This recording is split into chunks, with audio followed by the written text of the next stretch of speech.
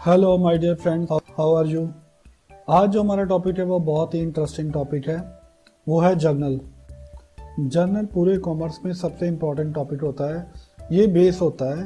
तो सबसे पहले हमें जर्नल ही सीखना होता है।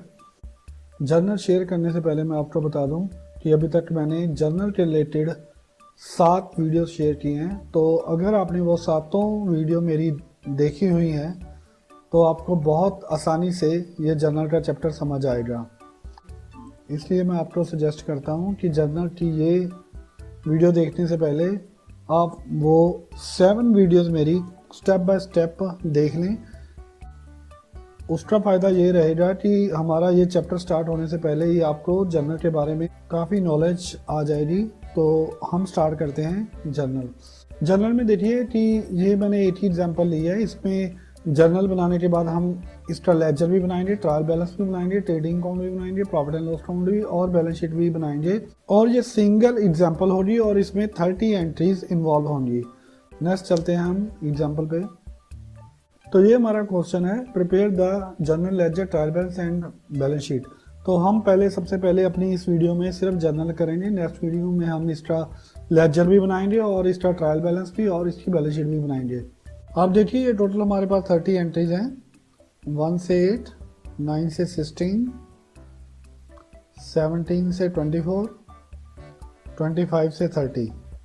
तो हम स्टेप बाय स्टेप ये सारी एंट्रीज जो क्लियर करेंगे। तो चलते हैं हम अपनी फर्स्ट एंट्री पे। इस वीडियो में हम सिर्फ जर्नल बनाएंगे। फर्स्ट एंट्री है, Raman started the business of furniture with cash 30 lakh. अब अपनी इस वीडियो में मैं आपको ये बता दूं कि हम स्टेप बाय स्टेप सभी एंट्री लेंगे और एक एक एंट्री को बड़ी डिटेल में पढ़ेंगे। जो उनके रूल्स एंड रेगुलेशन हैं उनको हम अच्छी तरह से क्लियर करेंगे।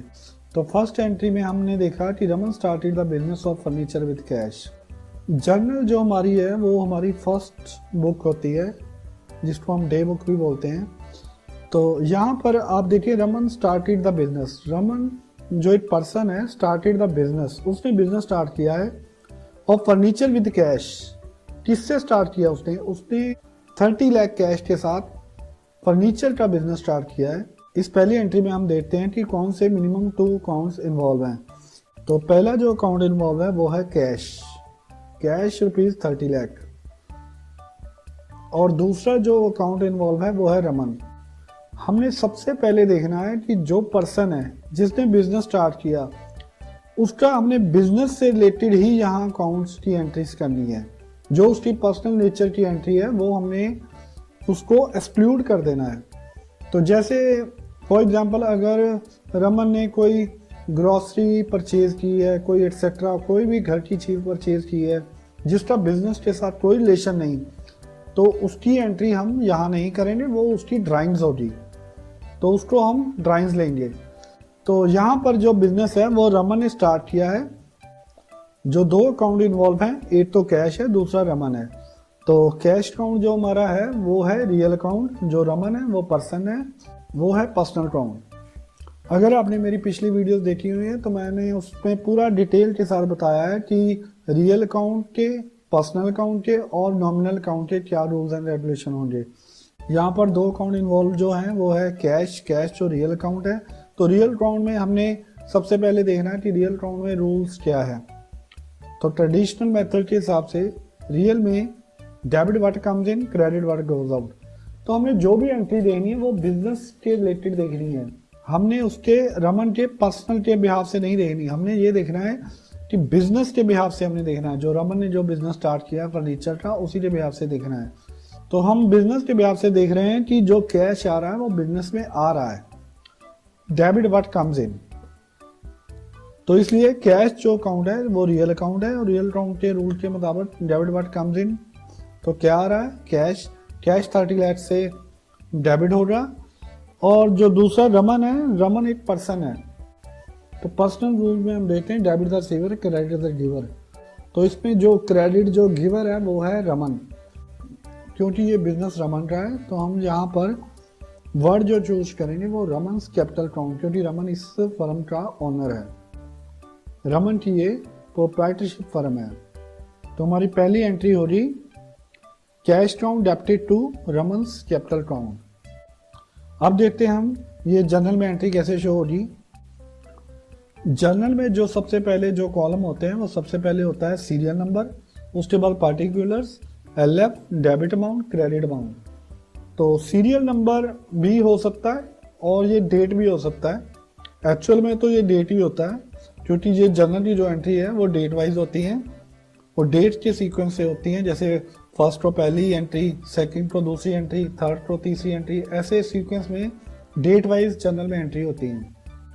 दूसरा पार्टिकुलर्स में आ जाता है कि कौन सा अकाउंट डेबिट हो रहा है, कौन सा अकाउंट क्रेडिट हो रहा। तो इसमें हम देखते हैं कि जो हमने डिटेल देनी है वो हमने नरेशन देनी है, तो इसको हम नरेशन बोलते हैं। LF का meaning ledger folio. Ledger folio का मीनिंग ये है कि जब हम मैनुअल अकाउंट्स बनाते हैं तो उस समय हम यहाँ पर कौन से लेजर फॉइल पे एंट्री की हुई है तो उसका लेजर फॉइल जो नंबर होता है वो हम यहाँ पर मेंशन करते हैं। नेक्स्ट जो कॉलम है वो है डेबिट अमाउंट, और जो हमने जनरल एंट्री करनी होती है तो उसमें जो भी एंट्री हम डेबिट करते हैं उसके सामने हम डेबिट अमाउंट डाल देते हैं। जो भी एंट्री क्रेडिट होती है तो हम उसको 2 के साथ स्टार्ट करते हैं और जो भी अकाउंट क्रेडिट हो रहा है उस अकाउंट को हम यहाँ मेंशन कर देते हैं। तो पहली हमारी एंट्री थी cash account debited to capital account.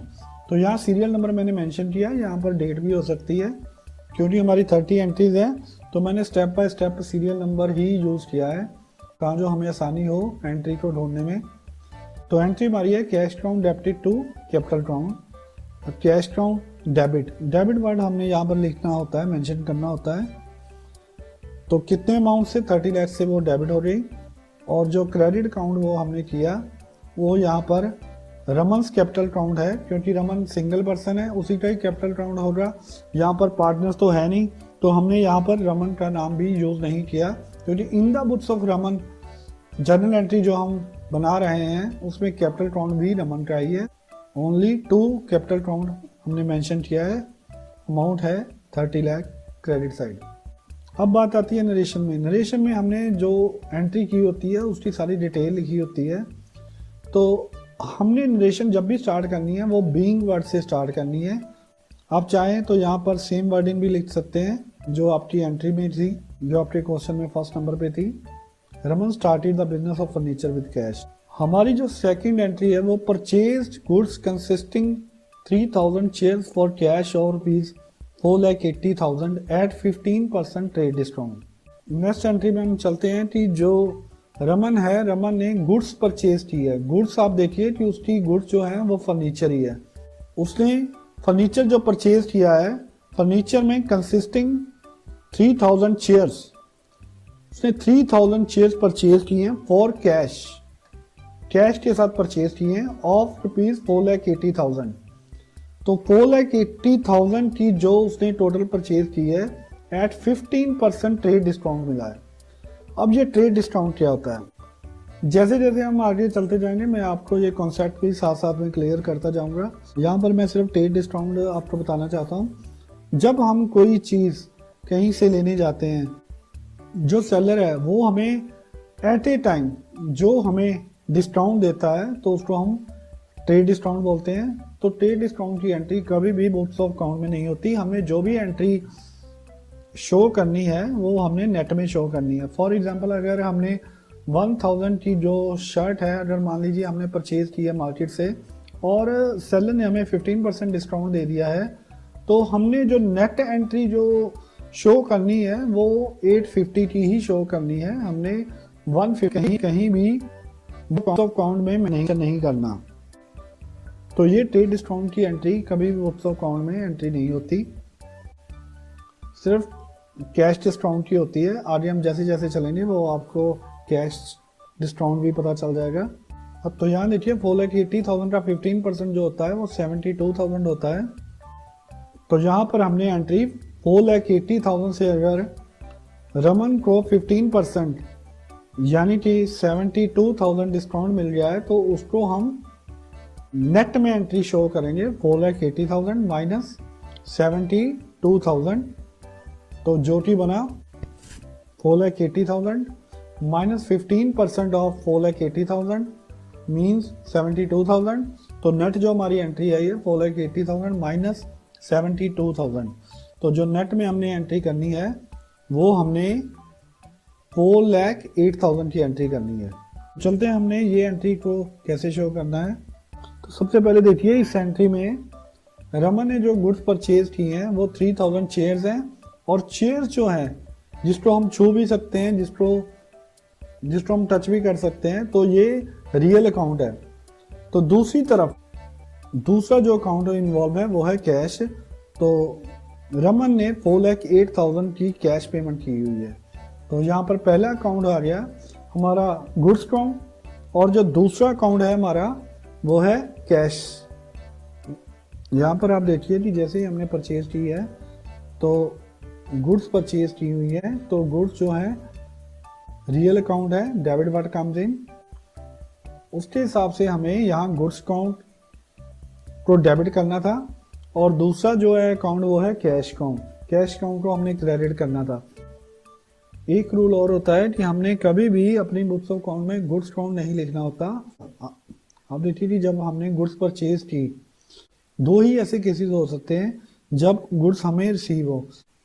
जो पहला केस हो सकता है वो हमने परचेज की हो सकती है, और दूसरा जो हमारा केस हो सकता है वो हमने जो अपने कस्टमर को सेल की होती है, तो वो माल हमें गुड्स रिटर्न के तौर पर हमें रिसीव होता है। तो इसमें देखिए कि हमें जो गुड्स रिसीव हुई है वो परचेजेस के तौर पर रिसीव हुई है, तो इसलिए यहाँ हम गुड्स अकाउंट की बजाय हम परचेजेस अकाउंट लिखेंगे। या तो हमने यहाँ पर परचेजिंग अकाउंट लिखना था या फिर गुड्स रिटर्न। तो गुड्स रिटर्न तो हुई नहीं क्योंकि हमने सेल नहीं की अभी तक, और ना ही परचेजर ने हमें गुड्स रिटर्न किया। तो यहाँ पर हम खुद परचेज कर रहे हैं, इसलिए गुड्स अकाउंट की बजाय यहाँ पर परचेजेस अकाउंट आएगा। तो हमने परचेजिंग अकाउंट को डेबिट कर देना और कैश अकाउंट को क्रेडिट कर देना है नेट अमाउंट से। और नरेशन लिख देनी है, being goods purchase consisting 3,000 chairs for cash of ₹4,80,000 at 15% trade discount. अगर हमने यहाँ पर स्टॉक रजिस्टर मेंटेन किया हुआ है तो यहाँ पर हमें 3,000 शेयर्स भी रिसीव हुई हैं जो उनकी क्वांटिटी है। नेक्स्ट हम चलते हैं अपने थर्ड पॉइंट पे। तो थर्ड पॉइंट है डिपॉजिट कैश इनटू बैंक। सबसे पहले हमने देखना होता है कौन से अकाउंट इन्वॉल्व हैं। तो यहाँ पर दो अकाउंट इन्वॉल्व हैं, पहला है बैंक और दूसरा है कैश। तो देखिए बैंक जो है वो पर्सनल अकाउंट है और कैश जो है वो रियल अकाउंट है। पर्सनल अकाउंट के रूल में हमें देखना है कि debit the receiver credit the giver. अगर हम बैंक में कैश डिपॉजिट कर रहे हैं तो बैंक यहाँ पर रिसीवर है, तो इसलिए हमने बैंक को डेबिट करना है। और जो कैश है वो रियल अकाउंट है। रियल अकाउंट के रूल में हम देखते हैं debit what comes in, credit what goes out. तो कैश यहाँ पर जा रहा है तो इसलिए कैश जो है वो क्रेडिट होगा, और जो बैंक है वो डेबिट होगा। जो अमाउंट होगा वो 18 लाख से होगा। तो हमारी जनरल एंट्री होगी bank account debited to cash account. Bank account जो है वो पर्सनल अकाउंट है, वो डेबिट हो जाएगा, debit the receiver credit the giver. और जो कैश अकाउंट है वो रियल अकाउंट है, तो debit what comes in credit what goes out. तो कैश हमारा जा रहा है तो 18 लाख से हमारी एंट्री हो जाएगी, being cash deposited into bank. Next हम फोर्थ एंट्री पे चलते हैं, purchase machinery for cash of ₹3,75,000 and paid freight thereon of ₹4,500 and paid installation expensive of ₹5,000। सबसे पहले हमने ये देखना है कि हमारा बिजनेस किस चीज़ का है। हमारा बिजनेस जो है फर्नीचर का है, फर्नीचर का हम ट्रेडिंग कर रहे हैं, फर्नीचर को परचेज कर रहे हैं, फर्नीचर ही सेल कर रहे हैं। लेकिन हमने यहाँ पर जो मशीनरी परचेज की है वो हमारी एसेट है। तो मशीनरी जो हमने परचेज की है वो 3,75,000 की है। यहाँ पर हमने मशीनरी परचेज की है, मशीनरी यहाँ पर रियल अकाउंट है और कैश भी रियल अकाउंट है। और जो हमारा रियल अकाउंट का रूल है debit what comes in credit what goes out. तो यहाँ पर मशीनरी परचेज की है, मशीनरी आई है और कैश हमारा चला गया है, और साथ में हमने फ्रेट भी पे किया है। तो फ्रेट जो है वो हमने मशीनरी परचेज के कारण पे किया है, तो इसलिए हमारा यहाँ फ्रेट एक्सपेंस नहीं है। हमने यहाँ पर एसेट को ही डेबिट कर देना है। जो एसेट की टोटल कॉस्ट है वो हमारी 3,75,000 है, और इसमें 4,500 ये फ्रेट के ऐड हो जाएंगे, और साथ में इंस्टॉलेशन जो एक्सपेंसिव है 5,000 वो भी ऐड हो जाएंगे। इसलिए जो हमारी टोटल एंट्री वो इन तीनों का टोटल हो जाएगी, और हम मशीनरी को इन तीनों का टोटल लगाकर हम उस अमाउंट को डेबिट कर देंगे। और यही अमाउंट हमारा जो है वो कैश हमारा चला गया टोटल, तीनों का टोटल। तो यहाँ हमारी जनरल एंट्री होती है machinery account debited to cash account, और यहाँ पर जो मशीनरी अकाउंट को हमने डेबिट किया है टोटल, इन तीनों का जो टोटल बनता है वो है 3,84,500। उस अमाउंट से हमने इसको मशीनरी को डेबिट कर दिया, क्योंकि मशीनरी जो हमारी है वो रियल अकाउंट है। Debit what comes in, machinery आई है, और क्रेडिट वट गोज आउट। तो कैश इतना टोटल हमारा 3,84,500 चला गया, इसलिए कैश तो हमने क्रेडिट कर देना है। नेक्स्ट जो हमारी फिफ्थ एंट्री है वो purchase computer and payment made through cheque. तो यहाँ पर हमने कंप्यूटर परचेज किया, कंप्यूटर भी हमारी एसेट है, इसलिए कंप्यूटर जो है वो रियल अकाउंट है। तो debit what comes in, credit what goes out. तो यहाँ पर रियल अकाउंट के रूल्स के मुताबिक कंप्यूटर अकाउंट को हमने डेबिट कर देना है। एंड जो पेमेंट की है वो हमने बैंक के थ्रू की है। तो यहाँ पर हमने 30,000 का चेक पे किया है, इसलिए हमने कैश पे नहीं किया। तो जो क्रेडिट है वो हमारा बैंक हो जाएगा, क्योंकि बैंक जो है हमारा वो पर्सनल अकाउंट है। तो रूल जो हमारा पर्सनल अकाउंट में debit the receiver credit the giver है, और जो पेमेंट है वो हमने चेक से पेमेंट की है, तो कैश की बजाय यहाँ पर बैंक क्रेडिट हो जाएगा 30,000 के साथ। तो हमारी जर्नल एंट्री हो जाएगी computer account debited to bank account, total 30,000 amount के साथ। तो हमारी जो नरेशन है वो being purchase computer and payment made through cheque, तो ये हमारी नरेशन आ जाएगी। सिक्स्थ एंट्री हमारी good sold consisting 2,000 chairs for cash of rupees 4,20,000। तो यहाँ पर हमने 4,20,000 की सेल की है। अगर हम गुड सेल करते हैं तो गुड्स जो है वो रियल अकाउंट है। रियल अकाउंट के रूल्स के मुताबिक हमारा debit what comes in, credit what goes out. Rules के मुताबिक जो गुड्स अकाउंट है वो क्रेडिट होना है, क्योंकि अगर हमने सेल किया तो हमारी गुड्स चली गई, लेकिन हम गुड्स अकाउंट को कहीं भी मेंशन नहीं करते। अगर हमारी जो गुड्स है वो यहाँ से निकली है तो ये या तो सेल होगी या फिर परचेज रिटर्न। तो यहाँ पर क्लियरली मेंशन है कि हमने गुड्स सेल की है, तो इसलिए 4,20,000 की यहाँ पर सेल आ रही। और जो सेल हमने की है वो कैश से की है। कैश हमारा रियल अकाउंट है। रियल अकाउंट के मुताबिक debit what comes in, credit what goes out. तो कैश हमें रिसीव हुआ है, तो कैश अकाउंट डेबिट हो जाएगा और सेल अकाउंट क्रेडिट हो जाएगा। तो टोटल जो हमने 2,000 चेयर्स हमने सेल की है। तो अगर हम स्टॉक रजिस्टर भी मेंटेन कर रहे हैं तो यहाँ पर क्वांटिटी वाइज भी एंट्री करनी पड़ेगी। तो हमारी जर्नल एंट्री होगी cash account debited to sales account 4,20,000 से। तो हमारी नरेशन हुई being good sold consisting 2,000 chairs for cash. हमारी जो सेवन्थ एंट्री है वो है फ्रेट आउटवर्ड पेड। हमने फ्रेट आउटवर्ड पेड किया है, तो फ्रेट हमारा जो है एक्सपेंस है। फ्रेट आउटवर्ड अकाउंट है जो हमारा नॉमिनल अकाउंट है। तो नॉमिनल अकाउंट के रूल्स के मुताबिक debit all expenses and losses, credit all the income and gain. तो यहाँ पर फ्रेट आउटवर्ड जो है ये हमारा हमने पे किया है, तो ये एक्सपेंस है। तो हमने फ्रेट आउटवर्ड को डेबिट कर देना और कैश को क्रेडिट कर देना। तो हमारी जनरल एंट्री हो रही freight outward account debited to cash account.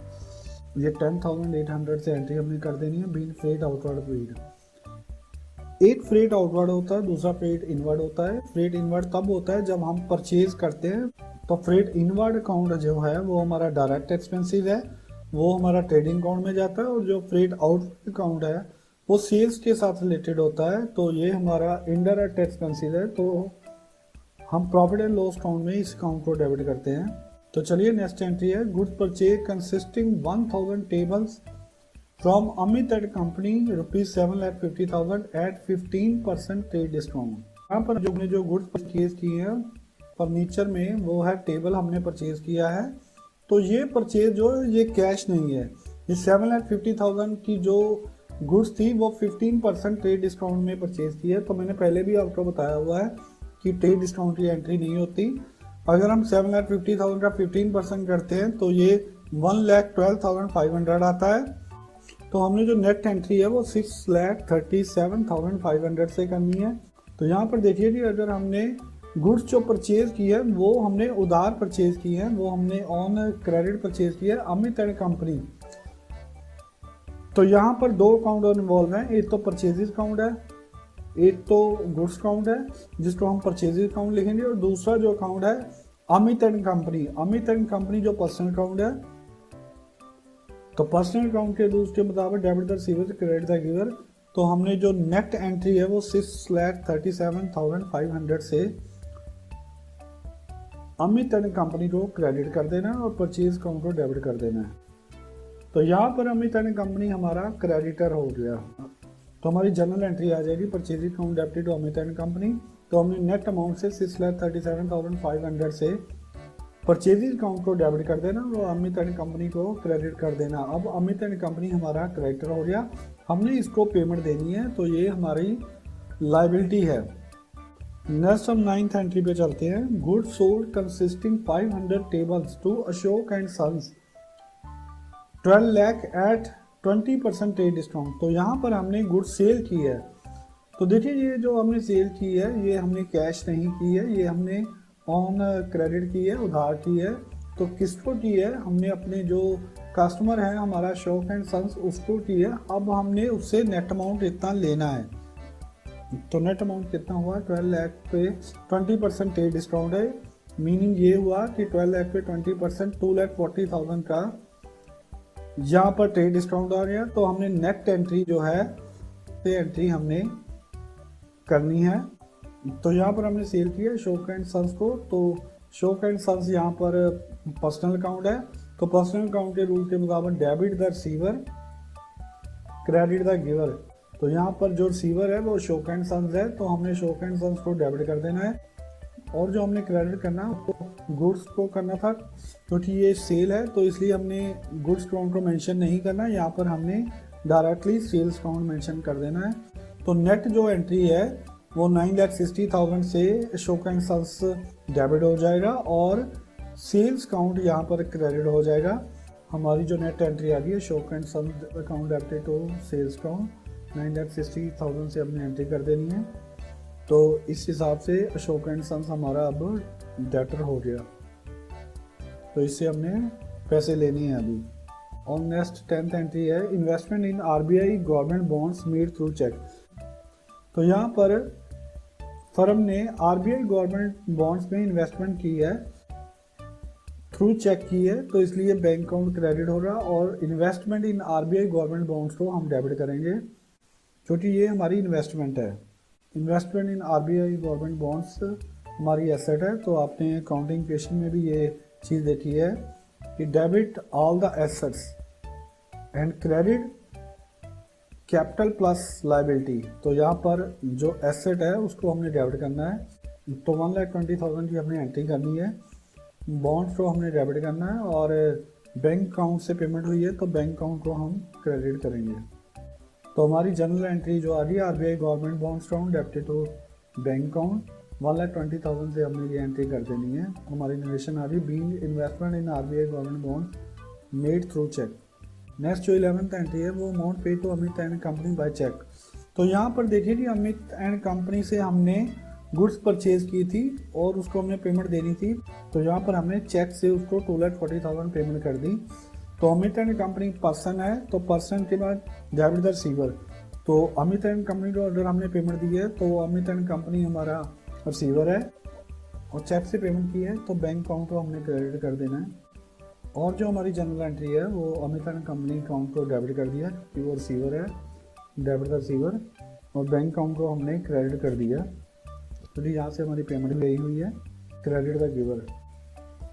तो यहाँ से हमारी पेमेंट गई है तो बैंक अकाउंट का बैलेंस भी कम हो गया और बैंक अकाउंट जो है पर्सनल अकाउंट है तो क्रेडिट द गिवर, बैंक से हमने पेमेंट की है। नेक्स्ट जो 12th एंट्री है furniture purchase for office use paid by cheque 90,000 का। तो यहाँ पर हमने फर्नीचर जो परचेज किया है उसकी जो इंटेंशन है उसको बेचने की नहीं है।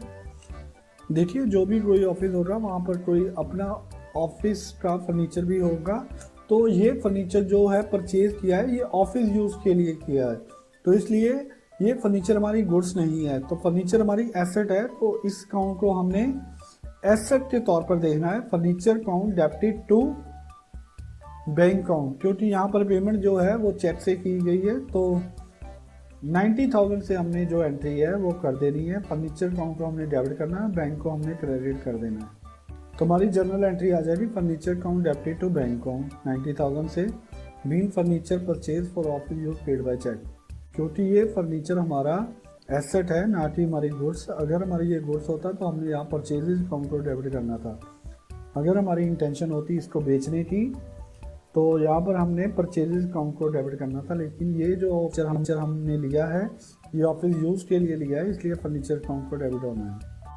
नेक्स्ट जो एंट्री है 13th एंट्री है वो cash withdrawal for personal use 24,000। जो फर्म का प्रोप्राइटर है उसको अपने पर्सनल यूज़ के लिए भी कैश विड्रॉ करना होता है। तो इस एंट्री में आप देखिए कि cash withdrawn for personal use, personal use के लिए जो भी उसने पैसे बाहर निकाले हैं वो उसकी ड्राइंग होगी। तो बिजनेस के पॉइंट ऑफ व्यू से कैश चला गया, तो बिजनेस के पॉइंट ऑफ व्यू से कैश जो है हमारा वो रियल अकाउंट है और कैश यहाँ जा रहा है, तो कैश को हमने क्रेडिट करना है और जो डेबिट करना है वो हमने प्रोप्राइटर के कैपिटल अकाउंट को या फिर हमने ड्राइंग्स को डेबिट कर देना है। तो इससे प्रोप्राइटर की जो 24,000 से कैपिटल कम हो जाएगी। तो हमारी जर्नल एंट्री आ रही drawings account debited to cash account 24,000 से हमने एंट्री कर देनी है। नेक्स्ट 14th एंट्री है cheque received from Ashok and sons and deposit into bank in same day. तो यहाँ पर हम देखते हैं कि हमने चेक रिसीव किया अशोक एंड सन्स, जिसको हमने उधार सेल की थी, उसने हमें पेमेंट दी है। अशोक एंड सन्स ऑलरेडी हमारा डेटर था, तो ऑलरेडी उसका बैलेंस डेबिट चल रहा था, लेकिन जैसे ही उसने पेमेंट की उसका नेट बैलेंस है वो कम हो गया। तो अशोक एंड सन्स जो है वो पर्सनल अकाउंट है और पर्सनल अकाउंट में debit the receiver credit the giver, तो वो गिवर है तो अशोक एंड सन्स को हमने क्रेडिट कर देना है। और बैंक में ये अमाउंट चला गया तो बैंक का बैलेंस बढ़ गया हमारा, तो बैंक यहाँ पर रिसीवर है तो बैंक अकाउंट को हमने डेबिट कर देना 4,80,000 से। अब तो इस एंट्री में बैंक अकाउंट डेबिट हो जाएगा 4,80,000 से और अशोक एंड सन्स क्रेडिट हो जाएगा 4,80,000 से। अशोक एंड सन्स का यहाँ पर 4,80,000 से बैलेंस जो है जितना हमने लेना है उतना कम हो जाएगा। और नेक्स्ट जो हमारी 15th एंट्री है वो goods purchase consisting 1,000 tables from Amit and company ₹6 lakh at 15% trade discount. तो यहाँ पर हमने अगेन अमित एंड कंपनी से जो गुड्स परचेज किया है वो 15% ट्रेड डिस्काउंट से की है। तो 6 लाख का 15% अगर हम करते हैं तो 90,000 है, 90,000 का ट्रेड डिस्काउंट हो रहा है। जो नेट एंट्री है हमारी 5,10,000 से हमने जो गुड्स परचेज की है वो अमित एंड कंपनी से परचेज की है। तो इस एंट्री में परचेजेस अकाउंट है वो 5,10,000 से हो जाएंगे और अमित एंड कंपनी को हमने 5,10,000 से क्रेडिट कर दे। तो इस एंट्री में परचेजिंग अकाउंट हमारी डेबिट हो जाएगी और अमित एंड कंपनी क्रेडिट हो जाएगा। तो ये हमने नरेशन वैसे की वैसे लिख दी है।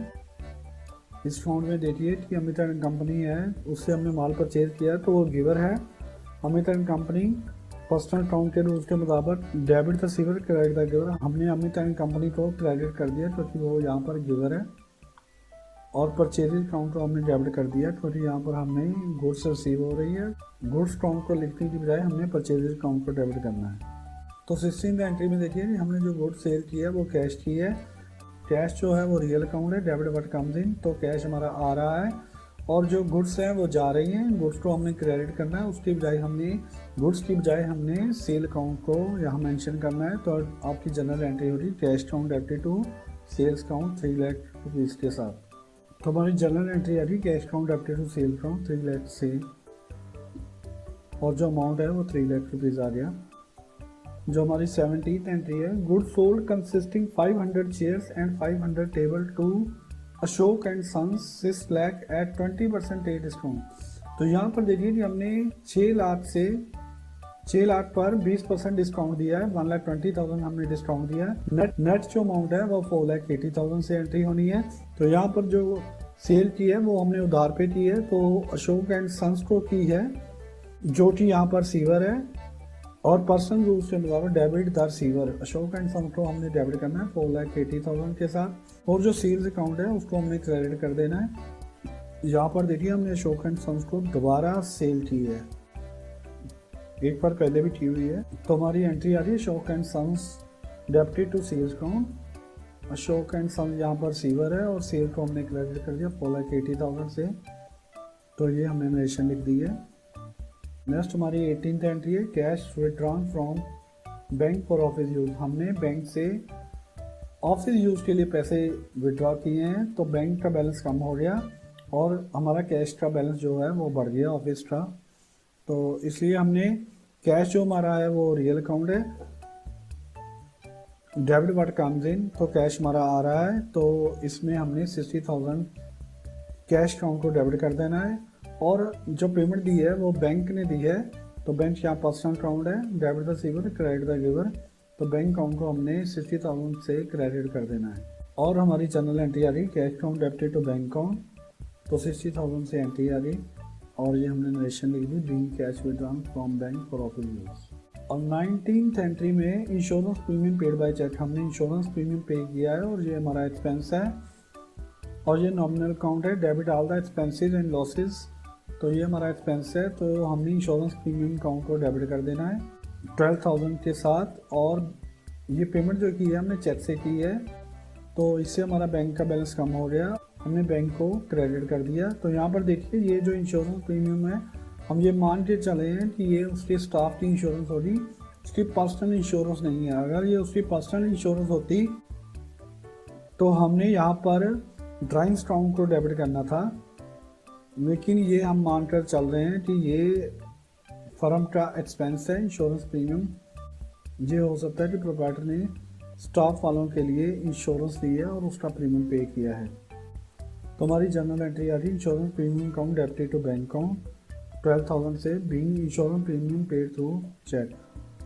नेक्स्ट एंट्री है cash received from Ashok and sons 1,20,000, तो यहाँ पर हमने अशोक एंड सन से कैश रिसीव किया है 1,20,000।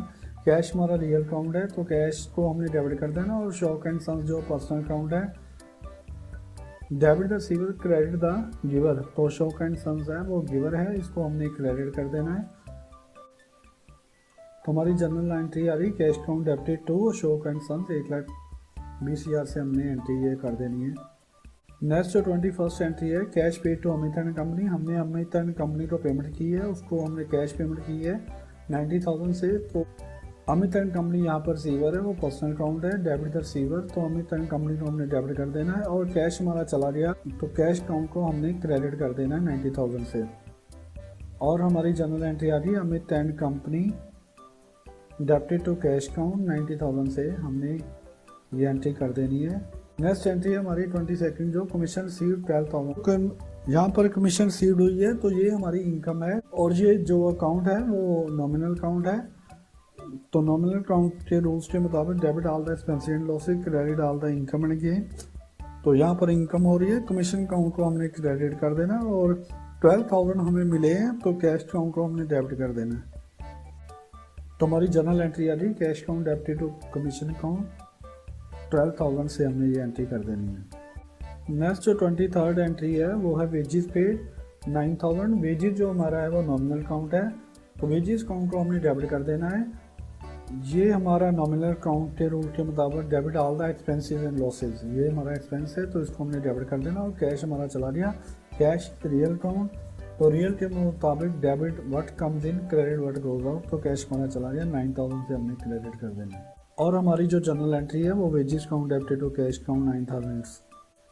नेक्स्ट जो 24th एंट्री है सैलरी रुपीज़ 15,000 हमने पे किया है और रेंट हमने 9,600 को भी पे किया है। दोनों जो पेमेंट की है वो चेक से की है, तो सैलरी एंड रेंट जो हमने पेमेंट की है ये नॉमिनल अकाउंट है, दोनों एक्सपेंस अकाउंट है। तो नॉमिनल अकाउंट के रूल्स के मुताबिक debit all the expenses and losses, तो यहाँ एक्सपेंस है तो सैलरी अकाउंट को भी हमने डेबिट कर देना और रेंट को भी हमने डेबिट कर देना है। दोनों की जो पेमेंट की है वो हमने थ्रू चेक की है, तो बैंक अकाउंट को दोनों अमाउंट के टोटल से हमने क्रेडिट कर देना है। तो यहाँ पर जनरल एंट्री आ गई सैलरी अकाउंट को हमने 15,000 से और रेंट को हमने 9,600 से डेबिट कर देना है और बैंक को हमने इतने ही अमाउंट से क्रेडिट कर देना है। तो बैंक को हमने 15,000 से और 9,600 से क्रेडिट कर देना है सेपरेटली, क्योंकि ये पेमेंट है वो सेपरेट पर्सन को दी है। अगर हमने 80% को दी होती तो हमने यहाँ पर क्लब अमाउंट में भी बैंक को हम क्रेडिट कर सकते थे। नेक्स्ट जो 25th एंट्री है goods rupees 4,500 has been use for personal use, तो यहाँ पर देखिए कि जो प्रोप्राइटर ने कैश नहीं यहाँ विड्रॉ किया उसने जो 4500 की गुड्स विड्रॉ की है, तो यहाँ पर जो है उसने 4500 का फर्नीचर यहाँ से विड्रॉ किया है। तो और जो प्रोप्राइटर है वही इसका मालिक है। तो यहाँ पर दोनों जो पर्सन है वो सेम ही पर्सन है, वो खुद को प्रॉफिट नहीं दे सकता। तो यहाँ पर जो 4500 है इसमें प्रॉफिट मार्जिन नहीं ऐड हो रहा, तो ये कॉस्ट से ही एंट्री हमने करनी है, क्योंकि प्रोप्राइटर अपने आप को प्रॉफिट देकर सेल नहीं कर सकता। तो इसलिए ये उसकी ड्राइंग्स हो गई। जो ड्राइंग्स है वो 4500 की है, लेकिन जो क्रेडिट है वो हमारा परचेज अकाउंट होगा इंस्टेड ऑफ कैश, क्योंकि यहाँ पर कैश विड्रॉ नहीं है, यहाँ कैश की बजाय गुड्स जो 4500 की विड्रॉ की है। तो इसलिए हमने यहाँ पर परचेज अकाउंट को क्रेडिट करना है। सेल को हम इसलिए क्रेडिट नहीं करें क्योंकि इसमें मार्जिन ऐड नहीं है, प्रॉफिट मार्जिन वो खुद को नहीं दे सकता। तो इसलिए यहाँ पर सेल की बजाय परचेजेस अकाउंट को क्रेडिट होगा। तो हमारी जो जर्नल एंट्री है वो ड्राइंग अकाउंट को हमने डेबिट कर देना है 4500 से, और परचेज अकाउंट को हमने क्रेडिट कर देना है। बैंक ने 3000 बैंक चार्जेस चार्ज किया है, तो इसलिए ये बैंक चार्जेस हमारा एक्सपेंस है, इसलिए debit all the expense in losses. तो बैंक चार्जेस को हमने डेबिट कर देना है, और इससे हमारा बैंक का बैलेंस कम हो गया, तो बैंक को हमने क्रेडिट कर देना है। हमारी जो जर्नल एंट्री हो रही है वो bank charges from debit to bank account हो जाएगी 3000 से। नेक्स्ट एंट्री है इंटरेस्ट रिसीव्ड ऑन इन्वेस्टमेंट। हमने जो इन्वेस्टमेंट की थी बॉन्ड्स में, तो उस पर हमें इंटरेस्ट मिला है 2400, तो ये हमारी इनकम हो गई। तो ये हम एज्यूम करें ये हमें कैश में रिसीव हुआ, तो इसलिए कैश अकाउंट डेबिट हो जाएगा, और इंटरेस्ट रिसीव जो है ये हमारी इनकम है, credit all the income and gain. तो नॉमिनल रूल में ये रूल होता है, तो इसके हिसाब से हमने interest received on investment account को हमने क्रेडिट कर दिया। तो हमारी जर्नल एंट्री होगी cash account debited to interest on investment account 2400।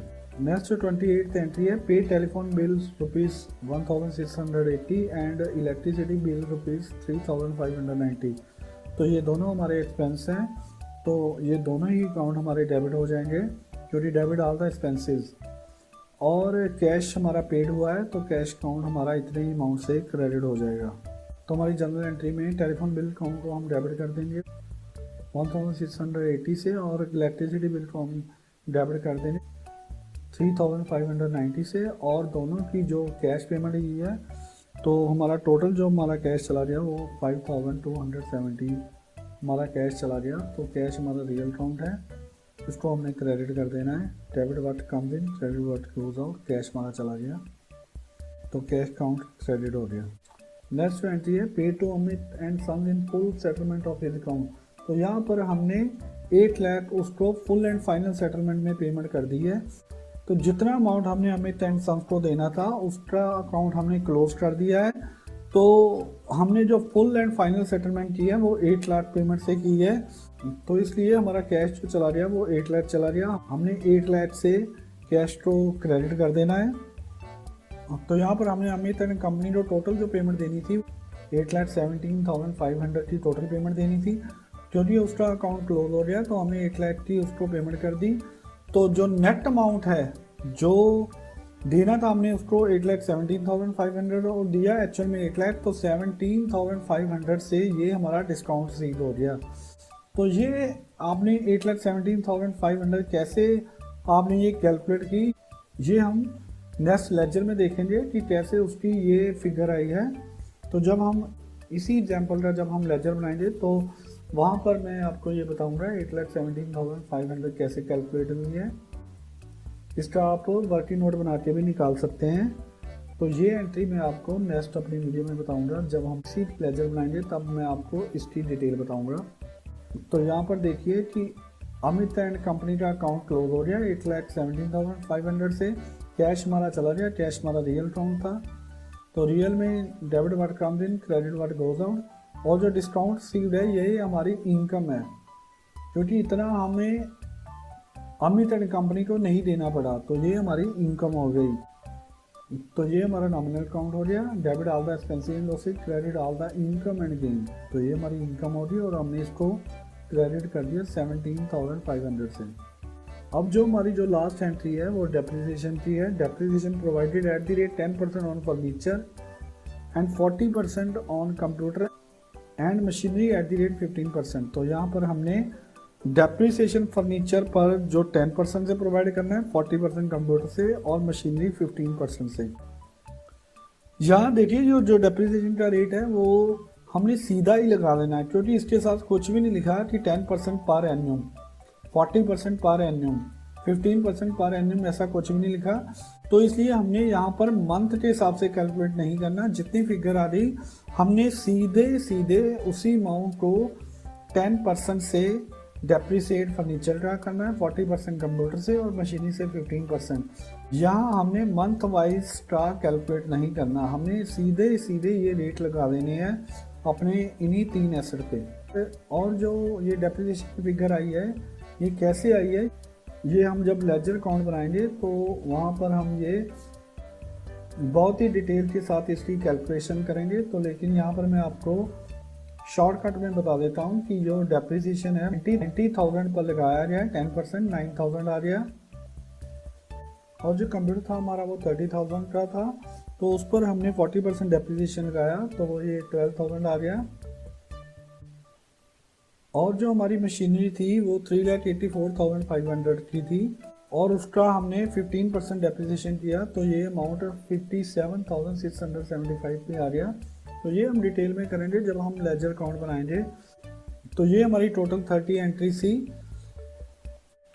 Last में हम चलते हैं कि देखते हैं कि जर्नल की एंट्रीज है वो कैसे शो होंगी।